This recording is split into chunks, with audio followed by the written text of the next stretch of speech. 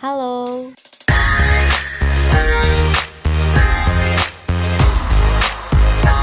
Assalamualaikum warahmatullahi wabarakatuh. Salam sejahtera untuk kita semua. Selamat pagi, selamat siang, selamat sore, dan juga selamat malam untuk teman-teman semuanya. Di sini saya akan membahas beberapa materi mengenai pembelajaran teori investasi dan pasar modal.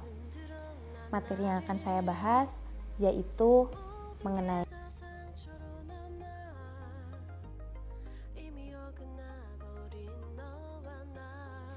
Baik teman-teman, di sini saya akan mulai membahas mengenai saham biasa.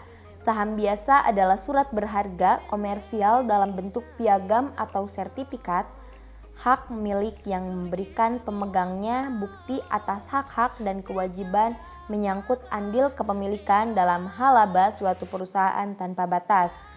Saham biasa merupakan jenis saham yang mampu melakukan klaim kepemilikan sesuai keuntungan dan kerugian yang didapatkan dari perusahaan. Tetapi, pemegang saham mempunyai kewajiban yang terbatas. Untuk itu, hak-hak pemegang saham biasa dibagi menjadi 3, yaitu pemegang saham memiliki hak kontrol, dengan itu untuk memilih pimpinan perusahaan dalam rapat tahunan perusahaan. Selanjutnya, pemegang saham memiliki hak menerima laba setelah penanaman laba perusahaan sebagai modal. Nah, teman-teman, di luar laba yang ditanam itu yang akan dibagikan dalam bentuk dividen. Pemegang saham dapat menerima dividen setelah perusahaan membayar dividen saham preference. Dan yang terakhir yaitu untuk mendapatkan prestasi kepemilikan yang sama. Jika perusahaan mengeluarkan tambahan lembar saham untuk melindungi hak kontrol pemegang saham lama dan melindungi harga saham lama dari kemerosotan nilai. Selanjutnya saya akan membahas mengenai saham treasury. Dalam saham perusahaan yang diperoleh kembali oleh perusahaan, dengan kata lain, treasury stock adalah saham biasa yang dikeluarkan untuk investor dan kemudian dibeli kembali oleh perusahaan atas nama perusahaan itu sendiri. Saham treasury ini akan mengurangi jumlah saham yang beredar di pasar terbuka. Perlu diketahui bahwa saham treasury yang dimiliki oleh perusahaan tidak akan menerima dividen dan tidak akan memiliki hak suara serta tidak dapat menghasilkan keuntungan atau kerugian pada laporan laba rugi. Saham treasury ini dapat dijual atau dapat terus disimpan sebagai saham treasury. Perusahaan membeli kembali saham yang beredar sebagai saham treasury dengan pertimbangan sebagai berikut. Yang pertama, akan digunakan dan diberikan kepada karyawan perusahaan sebagai bonus dan kompensasi dalam bentuk saham. Lalu, meningkatkan volume perdagangan pasar modal dengan tujuan meningkatkan nilai pasar. Selanjutnya, memberi sinyal pada pasar saham bahwa harga saham itu murah. Lalu mengurangi jumlah saham yang beredar untuk meningkatkan laba saham per lembarnya. Dan yang terakhir yaitu mengurangi jumlah saham yang beredar agar perusahaan lain tidak dapat menguasai mayoritas saham dalam rangka pengembalian alih tidak bersahabat. Investasi saham sangat diminati bukan hanya karena keuntungan yang bakal diraup, tetapi juga karena fleksibilitas waktu transaksi saham dan dapat dilakukan di mana saja. Begitu juga dengan pendapatan dan kerugian yang diperoleh, besarnya akan sesuai dengan jumlah saham yang dimiliki. Jadi, pemilik saham yang banyak akan mendapatkan pendapatan yang besar. Demikian halnya jika merugi, pemilik saham banyak atau besar akan mengalami kerugian yang besar pula. Begitu juga dengan pemegang saham yang kecil atau sedikit, untung ruginya pun akan disesuaikan. Selanjutnya mengenai saham preference. Preference stock adalah surat berharga sebagai bukti kepemilikan atas suatu perusahaan dengan hak yang lebih tinggi atas aset dan laba perusahaan dibanding pemegang saham biasa. Pemegang saham preference memiliki hak untuk menerima dividen secara tetap dari perusahaan. Didahulukan pembayaran dividen dibanding dividen yang dibayarkan kepada pemegang saham biasa. Pemegang saham preference juga memiliki hak klaim atas aset yang didahulukan dibandingkan dengan saham biasa ketika perusahaan mengalami likuidasi. Saham preference umumnya tidak memiliki hak suara dalam rapat umum pemegang saham atau RUPS. Ciri-ciri saham preference stock dibagi menjadi 5. Yang pertama, lebih sulit diperjualbelikan karena jumlahnya sedikit.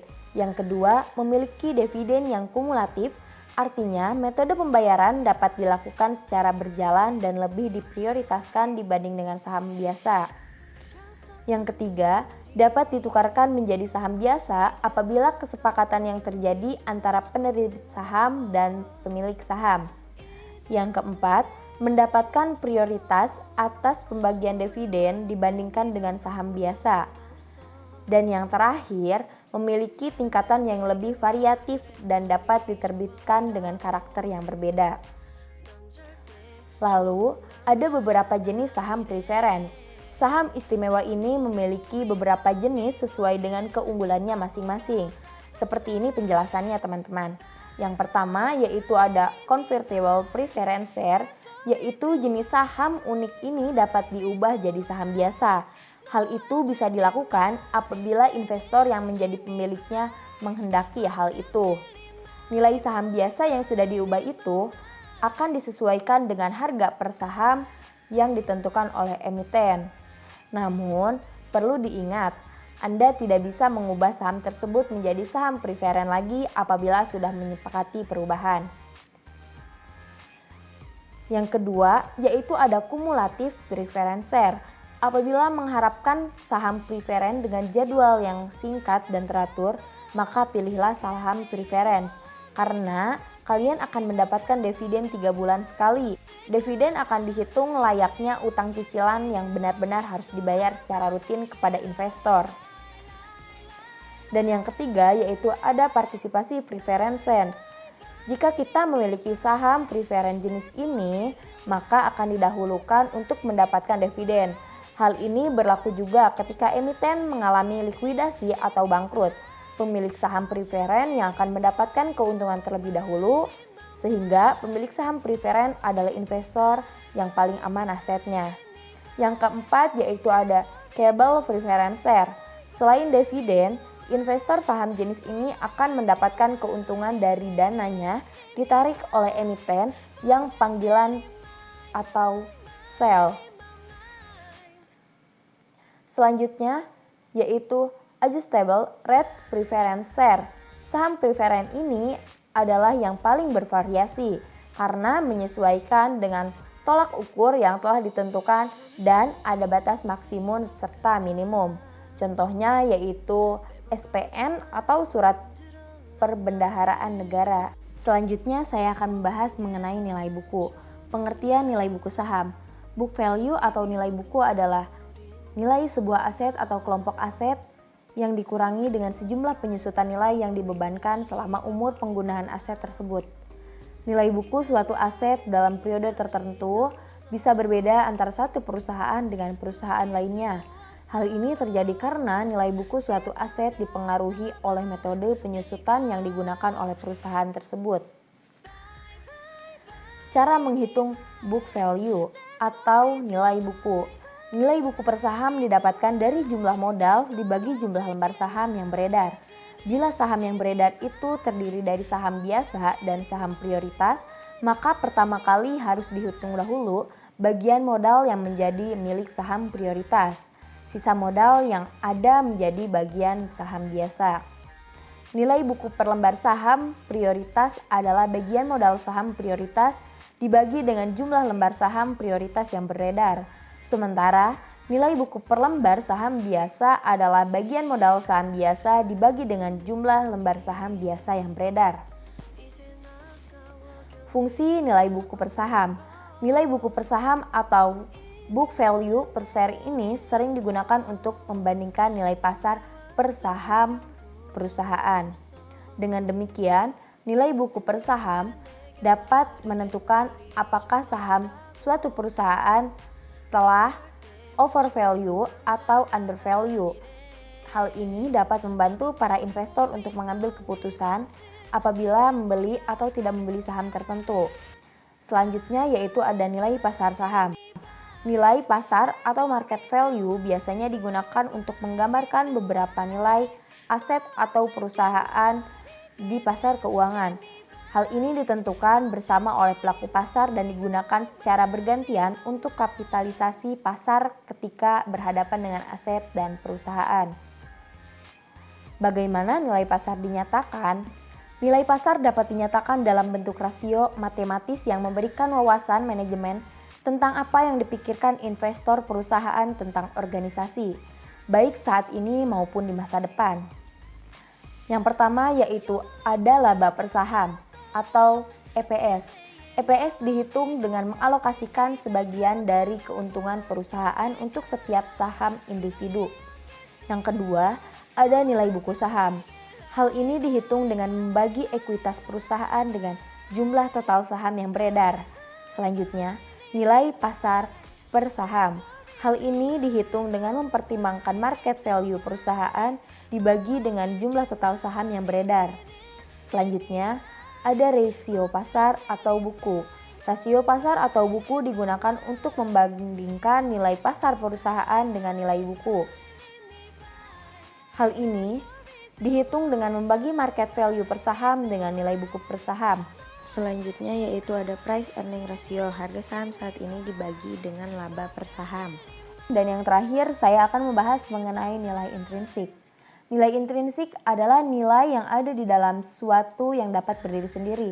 Nilai intrinsik juga merupakan nilai-nilai yang terdapat dalam uang, mulai dari nominal hingga bahan baku pembuatan.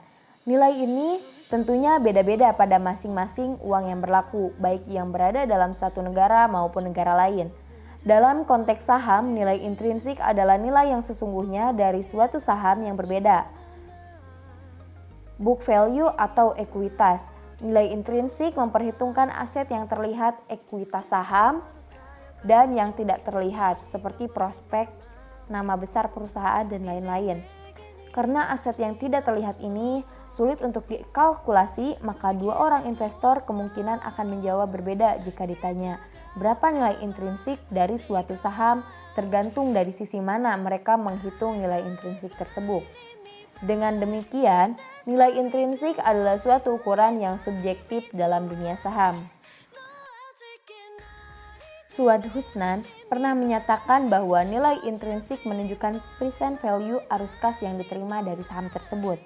Pedoman yang digunakan adalah sebagai berikut. Yang pertama, apabila nilai intrinsik lebih besar daripada harga pasar saat ini, maka saham tersebut dinilai under value atau harganya terlalu rendah. Disarankan untuk membeli saham tersebut atau ditahan bila saham tersebut telah dimiliki. Yang kedua, yaitu apabila nilai intrinsik kurang dari harga pasar saat ini, maka saham tersebut dinilai overvalue atau harganya terlalu mahal. Tidak dianjurkan untuk dibeli atau untuk memiliki saham tersebut, dan bila mana telah memiliki saham tersebut sebaiknya dilepas. Baik teman-teman, itulah beberapa penjabaran materi yang telah sampaikan, semoga bermanfaat dan mudah dimengerti. Terima kasih.